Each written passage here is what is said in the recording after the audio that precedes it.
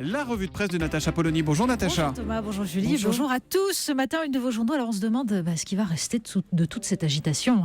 Bon, bien sûr, il y a les proclamations d'usage. Les Échos, régionales, Valls promettent une réponse sur l'emploi.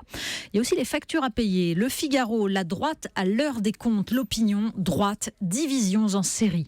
Avec ce dessin de CAQ, Marine Le Pen, Nicolas Sarkozy et François Hollande alignés devant un mur tapissé de cette date 2017. La première se dit « J'ai un programme, il me faut des alliés ». Le deuxième, j'ai des alliés, il me faut un programme. Et le président de la République, j'ai des alliés qui ont tous un programme. Alors Libération se pose la question, veulent-ils vraiment changer ? Et le Parisien les interpelle. Politique, avez-vous entendu les Français ? Les régionales, donc pour commencer Natacha. Oui, il y a des mots qui courent ce matin dans les éditoriaux. Le mot défiance par exemple. Alors pour que ça change vraiment, Libération propose un programme aux politiques. Les engagements, tu respecteras. Et Libé de citer la non-renégociation du traité budgétaire européen par exemple. Tout en expliquant que l'idée selon laquelle les hommes politiques promettraient beaucoup mais ne respecteraient pas grand-chose serait cruelle et injuste.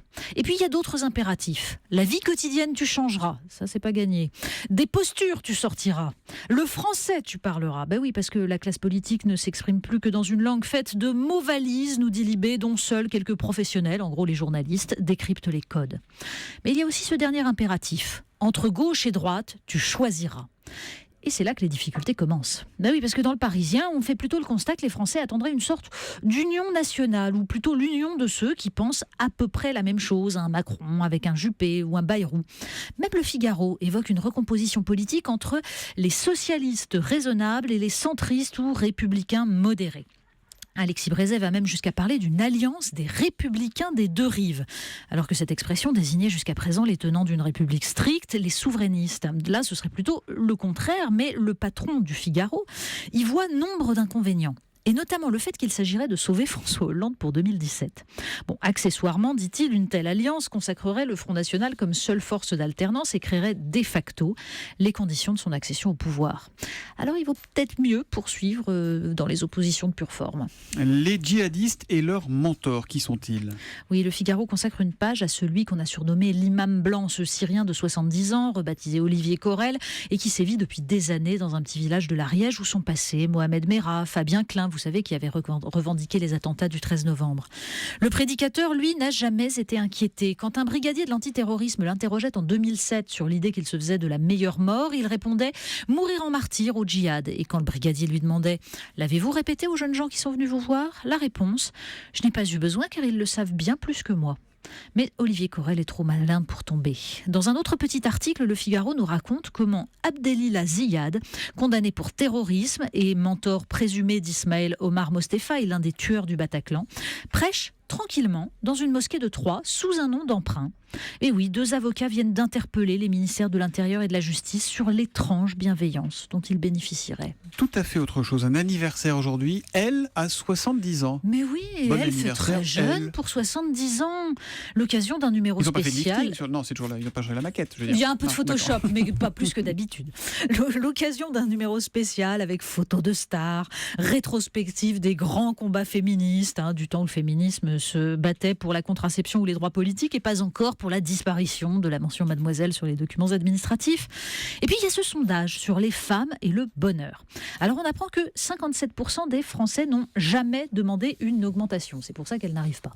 Mais que la vie de couple en fait compense les inégalités salariales. 55% des femmes affirment que leur amant actuel est le meilleur qu'elles aient connu. C'est beau l'optimisme, c'est bien.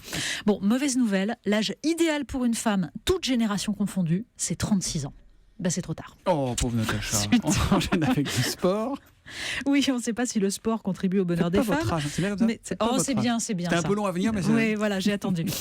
Mais dans la Russie soviétique, finalement, les femmes étaient le fer de lance du sport. L'équipe publie un dossier passionnant sur le rôle des athlètes pendant la guerre froide. Une façon, en fait, de revenir sur les scandales de dopage dans l'athlétisme russe. On y apprend que Lénine était passionné de vélo, mais il n'a pas pu voir le Tour de France, il est parti faire la Révolution. Que Staline avait fait interdire les disciplines qu'il considérait comme bourgeoises, tennis et rugby. Alors les rugbyman, qui étaient privés de sport, allaient voir des dizaines de fois un film qui débutait par quelques images d'un match France-Angleterre. Quel film ? Le trop oublié Allez France, avec Jean Lefebvre et Jean Carmet. On termine avec une innovation, mais alors une vraie innovation. Ah oui, une innovation bouleversante qui va changer la vie des parents. L'aspirateur à poux, c'est dans le Parisien, ça. L'aspirateur, en fait. Voilà, exactement, c'est joli.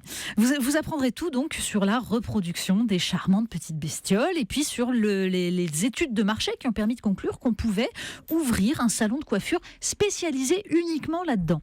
Bon, pourtant c'est quand même vraiment cher, hein. 99 € pour les cheveux longs. Mais il paraît que les familles désespérées sont prêtes à investir. Oui, en fait, quand on est désespéré, on est à peu près prêt à tout. Et le chômage des jeunes, la désindustrialisation, la destruction des territoires, ça prolifère aussi sûrement que les sales bestioles. Donc on est prêt à tout aussi, même les bêtises. La revue de presse de Natacha Polony tous les matins à 8h30 sur Europe 1.